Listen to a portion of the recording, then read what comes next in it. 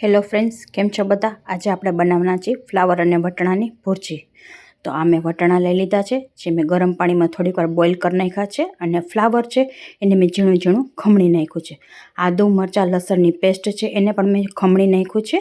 અને કડાઈમાં મેં તેલ લઈ લીધું છે, એમાં થોડીક રાઈ નાખી, પછી જે આદુ મરચાંની પેસ્ટ હતી એમાં નાખી દીધું છે.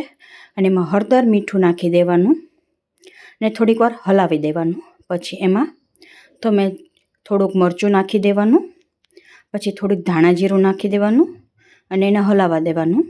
અને પછી થોડીક વખત ચડવા દેવાનું. જો તેલ છૂટું પડી જાય ત્યાં સુધી ચડવા દેવાનું. પછી એમાં માખણ નાખી દેવાનું છે અને એને પણ હલાવવાનું છે. થોડીક વખત હલાવવાનું. પછી એમાં વટાણા આપણે બોઇલ કરેલા હતા એ એમાં નાખી દેવાના છે. અને પછી જે ફ્લાવર હતું એ આપણે ખમણું હતું એ પણ આપણે આની અંદર નાખી દેવાનું અને પછી હલાવી નાખવાનું. અને તમને થોડુંક એમાં પાણી એડ કરવાનું, એટલે ફ્લાવર છે એ ચડી જાય એકદમ. અને પછી પાણી છે એ સાવ બળી જાય ત્યાં સુધી થોડીક વાર હલાવવાનું.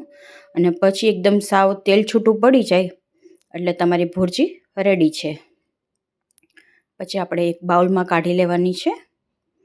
અને તમે આને પરોઠા સાથે અથવા રોટલી સાથે તમે ખાઈ શકો છો.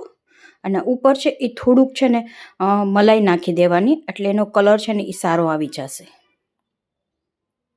હોટલ જેવું પનીર ભુરજીનું શાક તૈયાર છે. Thank you friends.